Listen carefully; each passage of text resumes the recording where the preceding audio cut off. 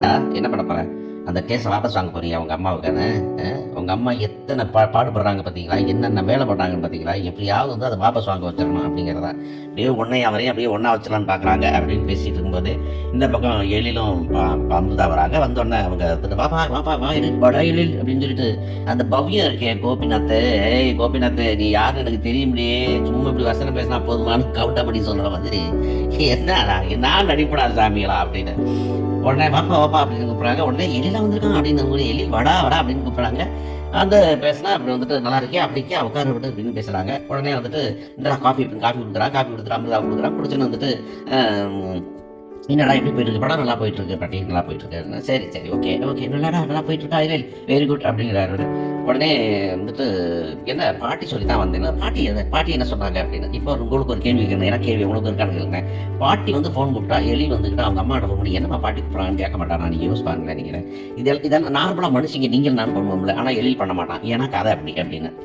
அதாவது ஒரு ஒரு ஒரு ஒரு ஒரு ஒரு பொறுப்பே இல்லாம என்ன வேணாலும் சொல்லு. அதாவது நான் திரும்ப திரும்ப என் வசனம் தான். என்ன கொடுத்தாலும் திங்கி இந்த கும்பல் அப்படிங்கிறது அந்த கும்பலை பண்றதுதான் பண்றாங்க. நம்மளை உங்களை என்னையும் சேர்த்து தான் சொல்றேன் நான்.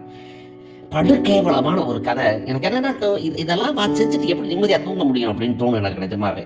எவ்வளவு கொடுமையான விஷயம். எலி வந்து பாட்டி சொன்னாங்கன்னா உடனே கிளம்பி வந்துட்டானாமா. உடனே பாட்டி சொன்னாங்க, நான் ஒரு முக்கியமான விஷயம் பேசுன்னு பாக்கியா அப்படின்னு சொன்னா, எழில் இங்கே இருக்கட்டும் இனிமே வர சொல்லிடலாம் அப்படின்னு. ஆமா எல்லாரும் ஒன்றா இருப்போம்டா எழில் அப்படின்னு கேட்குறாரு. உடனே வந்துட்டு இப்போ நான் எனக்கு கிளவுட் கிச்சனில் ஆளுங்க இருக்காங்க, அனுப்பி நான் கூப்பிட்டு வந்துடுறேன் அப்படிங்கிறாரு. பாக்கியா சொல்கிறாங்க, அதெல்லாம் வேண்டாம், அதெல்லாம் முடியாது, அவன் இருந்த இடத்துல தான் இருப்பான் அப்படின்னு சொல்லிட்டு. உடனே பாட்டி வந்துட்டு, என்ன பாக்கியா ஒன்றா இருக்கிறது உனக்கு பிடிக்கலையா அப்படின்னு கேருங்க. அவன் என்னைக்கு வெளியே போனான் ஏன்னு தெரியுங்களா? நீங்கள் அவனை கேவலமாக பேசி தான் அவன் வெளியே போனான். அவனை போயிட்டு வரட்டும், அவன் எப்போ வருவானோ அப்போ வரட்டும், அது வரைக்கும் நீங்கள் ஒருத்தர் ஒன்று கவலைப்பட வேண்டியது, அவன் அங்கேயே இருப்பான் அப்படின்னாக்க. என்ன பாக்கியா சொல்கிறேன், நம்ம பிள்ளை நம்ம குடும்பம், என்ன கொடுமடா சாமிகளா, கூத்துகளும் கொடுமைகளும். சரி இப்போனாச்சும் எழில் வந்து நரி நாட்டாமை உனக்கே இந்த வேலை கொடுத்தா நம்மளாம் ஒரு குடும்பம் அப்படிங்கிறாரு. என்ன கருமம்டா இது?